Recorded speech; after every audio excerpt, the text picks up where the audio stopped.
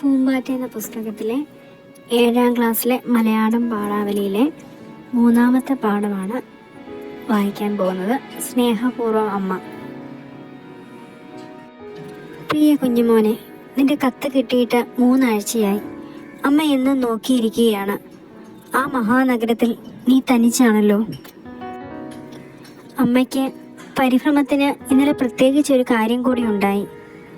ഒരു കൂട്ടുകാരിക്ക് വേണ്ടി മനോരോഗ ആശുപത്രിയിലെ ഡോക്ടറോട് ചില കാര്യങ്ങൾ ചോദിക്കാൻ ഞങ്ങൾ ഇന്നലെ അവിടെ പോയി. ഡോക്ടർ വാർഡിലായിരുന്നു. അദ്ദേഹത്തെ കണ്ടിട്ട് ഞങ്ങൾ മടങ്ങുമ്പോൾ നിരനിരയുള്ള മുറികളിൽ നിന്നുയരുന്ന ബഹളവും പുലമ്പലും ചിരിയും കരച്ചിലുമെല്ലാം കേട്ടുകൊണ്ട് തിടുക്കത്തിൽ പോരുമ്പോൾ പെട്ടെന്ന് അമ്മേ അമ്മേ എന്നൊരു ഉറക്കെയുള്ള വിളി. ഞാൻ ഞെട്ടിത്തെറിച്ചു പോയി. മോനെ, നിന്റെ ശബ്ദമായിരുന്നു അത്. ആ വിളി കേട്ടിടത്തേക്ക് ഞാൻ ഓടിച്ചെന്നു. അഴികളിൽ പിടിച്ചുകൊണ്ട് ആ ചെറുപ്പക്കാരൻ നിൽക്കുന്നു. വെളുത്തു നിവർന്ന ഒരു 18കാരൻ. നിന്റെ അതേ മട്ട്, അതേ നിറവും ചുരുണ്ട മുടിയും അതേ മുഖഭാവവും. പക്ഷെ കണ്ണുകൾ കുഴിഞ്ഞ് കറുത്ത ശൂന്യമായി നെഞ്ചു കൂടുകെട്ടി ആകെ പരവശനായി മലിനനായി അവൻ അഴിക്കുള്ളിലൂടെ എൻ്റെ നേർക്ക് കൈ നീട്ടി. ഉറക്കെ കരഞ്ഞു വിളിക്കുവാൻ തുടങ്ങി. അമ്മേ അമ്മേ, അമ്മ പോവല്ലേ, എന്നെ ഇവിടെ വിട്ടിട്ട് പോവല്ലേ. ഞാൻ ആ നീട്ടിയ കൈ പിടിച്ചു. കരയല്ലേ മോനെ എന്ന് ആശ്വസിപ്പിച്ചു. എൻ്റെ കുട്ടിക്ക് എന്തു പറ്റി എന്ന് ചോദിച്ചു. അവൻ കണ്ണുനീർ തുളച്ചുകൊണ്ട് പറഞ്ഞു, അമ്മേ, മദ്യവും മയക്കുമരുന്നുകളും എന്നെ ഇവിടെ കൊണ്ടുവന്നു. അവൻ തേങ്ങി തേങ്ങി കരയുവാൻ തുടങ്ങി. മുറിയിലുള്ള മറ്റു രോഗികൾ അവനെ ശാസിച്ചു. അവിടെ നിന്ന് ഒരാശുപത്രി ജോലിക്കാരൻ പറഞ്ഞു, ഈ കൊച്ചൻ എഞ്ചിനീയറിംഗിന് പഠിക്കുകയായിരുന്നു. വലിയ പാട്ടുകാരനാ. ഒക്കെ തുലച്ചു. ഇതൊക്കെ ആദ്യം ഒരു രസത്തിന് തുടങ്ങും, പിന്നെ ഗതിയില്ല. പെട്ടെന്ന് അവന്റെ ഭാവം മാറി കരച്ചു നിന്നു. പൈശാചികമായി അമർത്തിയ ഒരു മൂളലോടെ അവൻ സെല്ലിന്റെ ഇരുമ്പഴിയിൽ തലയിട്ടടിക്കാൻ തുടങ്ങി. അരുതേ എന്ന് ഞാൻ ഉറക്കെ നിലവിളിച്ചു പോയി. ആശുപത്രി ജോലിക്കാർ എന്നെ അവിടെ നിന്ന് മാറ്റി പുറത്തേക്ക് അയച്ചു. ഗേറ്റിലെത്തിയപ്പോഴും അവന്റെ നിലവിളി എനിക്ക് കേൾക്കാമായിരുന്നു. അമ്മേ, പോവല്ലേ, എനിക്ക് സഹിക്കാൻ വയ്യേ. തീ പിടിച്ചു. തീയ, അയ്യോ, ഒരു ഷോട്ട്, ഒന്ന് മാത്രം മതി, ഒന്ന് മതി അമ്മേ. ചെവി പൊത്തിക്കൊണ്ട് ഞാൻ അവിടെ നിന്ന് പോന്നു. കുഞ്ഞുമോനെ, നിന്നെ പോലൊരു കുട്ടിയാണവൻ.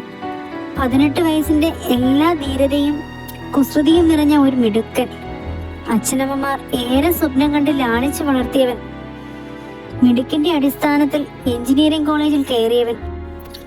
ആ കുട്ടി നാളെ അഭിമാനത്തോടെ ജയിച്ചിറങ്ങി ഈ നാടിനെ അന്തസ്സായി സേവിക്കേണ്ടവനാണ്. ഒരു കുടുംബം പോറ്റേണ്ടവനാണ്. അവനിതാ ചുരുണ്ട മുടി ആകെ ജട പിടിച്ച് ചോര കെട്ടി എല്ലും തോലുമായി കീറിപ്പറഞ്ഞ മുണ്ടുമെടുത്ത് ഭ്രാന്താശുപത്രിയുടെ അഴികൾ പിടിച്ചു കുലുക്കി അലറിക്കൊണ്ട് നിൽക്കുന്നു. ഈ കുട്ടിയെ പോലെ 10,000-കണക്കിന് ചെറുപ്പക്കാർ നശിച്ചുകൊണ്ടിരിക്കുകയാണ് മോനെ. ആദ്യം തുടങ്ങിയ സിഗരറ്റ് വലിയിലാണ്. താൻ കുട്ടിയല്ല, സ്വന്തം ഇഷ്ടപ്രകാരം നടക്കുന്ന പുരുഷനാണെന്ന ഭാവത്തിലാണ് തുടക്കം. പരസ്യങ്ങളിലെ സുന്ദരന്മാരെയും വീരന്മാരെയും അനുകരിക്കൽ. പുകയിലയുടെ വിഷം ശ്വാസകോശങ്ങളെ കാർന്നു തിന്നുമെന്ന് പറഞ്ഞാലൊന്നും വില പോകുന്നില്ല.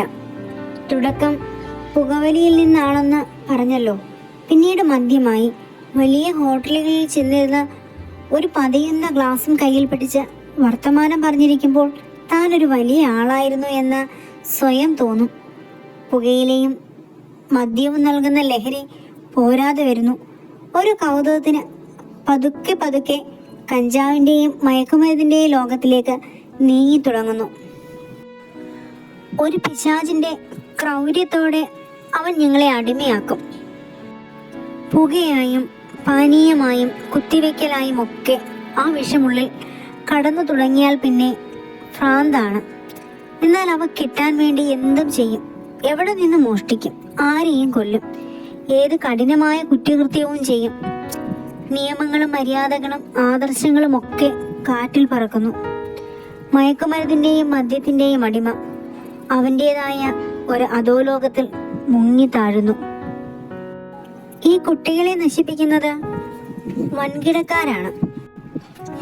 ഇതിൽ നിന്ന് പണമുണ്ടാക്കുന്ന കുത്തകക്കാർ, വിദേശ മാഫിയ സംഘങ്ങൾ, ഗവൺമെന്റുകളും പോലീസും ഇവരുടെ ഗൂഢശക്തികൾക്ക് മുമ്പിൽ നിസ്സഹായരാകുന്നു. മോനെ, മദ്യത്തിന്റെയും പുകവലിയുടെയും പരസ്യങ്ങൾ എങ്ങും കാണും. സിനിമയും മാരികകളും പരസ്യങ്ങളും അവയെ നമ്മുടെ ജീവിതത്തിൽ നിറയ്ക്കുന്നു.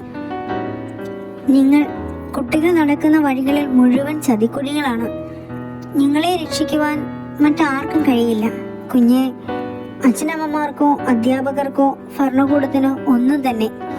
നിങ്ങളെ രക്ഷിക്കേണ്ടത് നിങ്ങൾ മാത്രമാണ്. അമ്മ എവിടെയോ വായിച്ചു, മയക്കുമരുന്ന് കുത്തിവെച്ച് ഒരു പരിധി കഴിഞ്ഞാൽ പിന്നെ വിഷപ്പാമ്പിനെ കൊണ്ട് കടിപ്പിക്കുക പതിവാണത്രേ. ആ വിഷം മാത്രമേ പരിഭ്രമത്തിൽ നിന്ന് താൽക്കാലികമായി ആശ്വാസം നൽകൂ എന്ന്. നിന്റെ തലമുറ ഇത്ര വിഡ്ഢികളായിക്കൂടാ കുഞ്ഞെ. സ്വയം നാശത്തിന്റെ പാതയിലൂടെ നിങ്ങൾ വേച്ച് നടന്നുകൂടാ. ഇന്ത്യയിൽ വലിയ ശതമാനം കുട്ടികൾ ലഹരി വസ്തുക്കൾക്ക് അടിമകളായി കഴിഞ്ഞിരിക്കുന്നു എന്ന് ഔദ്യോഗികമായ കണക്ക്. ഓർത്തു നോക്കൂ. നിന്നെ പോലെ ചൈതന്യമുള്ള കുട്ടികളാണ് ബുദ്ധിക്ക് മാന്ദ്യവും വയറ്റിൽ വേദനയും തളർച്ചയും കരൾ വീക്കവും പിന്നെ വിറയലും വിഭ്രാന്തിയും ബാധിച്ച് സാമൂഹ്യ വിരുദ്ധരായി, കുറ്റവാളികളായി, മഹാരോഗികളായി ഇഞ്ചിഞ്ചായി മരിക്കുന്നത്. ഇതെല്ലാം ആരംഭിക്കുന്നത് തൽക്കാലത്തെ കൂട്ടുകൂടിയുള്ള വെറും ഒരു നേരം പോക്കിൽ നിന്നും. ആ നേരം പോക്കിൽ നിന്ന് തലയൂരുവാൻ ശ്രമിക്കുമ്പോഴേക്കും കഴുത്തിൽ കയർ കുരുങ്ങി മുറുകി കഴിഞ്ഞിരിക്കും. മോനെ, നിവർന്ന നട്ടലോടെ, ഉയർന്ന ശിരസോടെ, തെളിഞ്ഞ ബുദ്ധിയോടെ, ശുദ്ധനായി, അഭിമാനിയായി വളർന്നു വരുവാൻ എൻ്റെ കുഞ്ഞിന് കഴിയുമാറാകട്ടെ. അത് കാണാനുള്ള ഭാഗ്യം എൻ്റെ അമ്മയ്ക്കും നിന്നെ പെറ്റ നാടിനും ഉണ്ടാകട്ടെ എന്ന് മാത്രമാണ് എൻ്റെ പ്രാർത്ഥന എന്ന് സ്നേഹപൂർവ്വം അമ്മ സുഗതകുമാരി.